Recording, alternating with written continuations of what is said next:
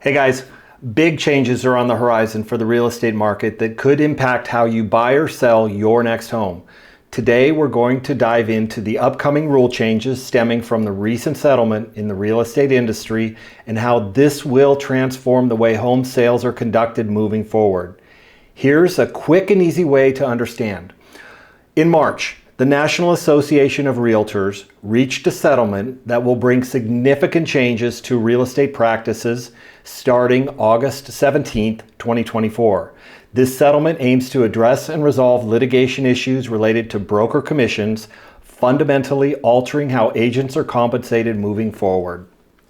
There are two major changes. The first is the requirement for buyers and their agents to enter into written representation agreements before touring any properties. This means buyers will need to sign a formal agreement with their agent, just like a seller does with their agent, clarifying the services provided and the compensation terms. This change ensures transparency and helps buyers understand the value and cost of the services they can expect from their agents.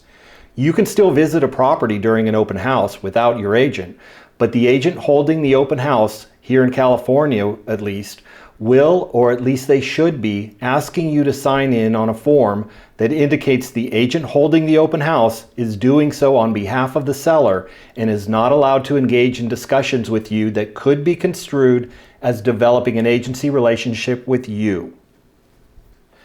Now, the second major change is that sellers will no longer offer compensation directly to buyers' agents through the MLS. While sellers can still choose to compensate buyers' agents, these offers will no longer be advertised on MLS platforms. Sellers need to be aware that they can still negotiate compensation terms, but it won't be automatically presented to buyers' agents via MLS listings, which is where all real estate data of homes for sale is created and distributed to all of the real estate websites. Now, as a seller, you might be thinking, this is great, let the buyers pay for their own agents. This just means more money in my pocket. And believe me, I get it. Everyone wants to maximize their profit when selling their home. However, it's important to consider that most buyers are stretching their finances thin to secure a loan. If they have to pay their agent out of pocket, it will reduce their available funds for a down payment, and this means they may not be able to get a loan for the price that you are asking. This situation might lead them to instruct their agents to only make offers on properties where the seller might be willing to cover the buyer's agent fees or even issue a credit doing the same. It's also wise to talk to your agent about whether other sellers in your local market are offering concessions. Now, just what are the implications for buyers and sellers now?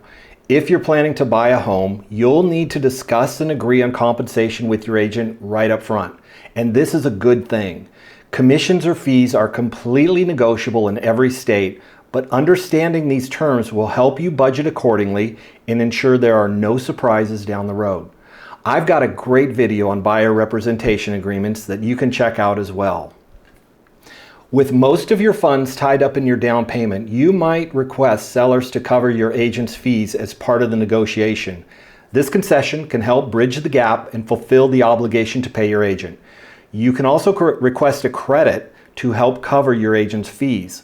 The important thing to remember is that you need to have these conversations at the beginning of the process so everyone is on the same page. Now you might be thinking, so what? I'll just use the seller's agent to write up my offer. Well, think about it. How is that going to play out when the seller's agent is asked to write up more than one buyer's offer on the same property?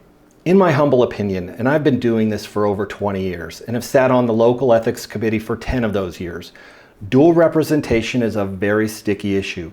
Inherently, the seller's agent already has a fiduciary responsibility to the seller to get them the highest price and best terms while also maintaining a duty of confidentiality. A buyer is also entitled to an agent with a fiduciary duty and an equal expectation of confidentiality who has a goal of buying a home at the lowest possible price with the best terms available. I really believe that it is extremely difficult for one real estate agent to fairly represent two different parties with diametrically opposing goals, especially given the fact that the agent will usually make even more money on the sale when representing both parties.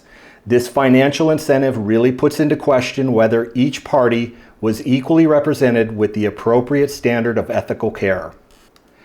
Sellers should be prepared to discuss compensation arrangements with their listing agents and understand that these details won't be automatically visible to buyer's agents on the MLS.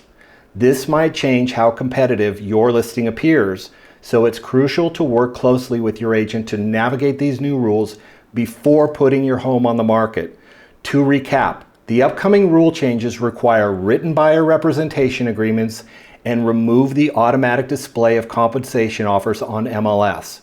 If you have any questions or need guidance on how these changes might affect your real estate plans, please feel free to reach out. I'm here to help you navigate these new waters smoothly.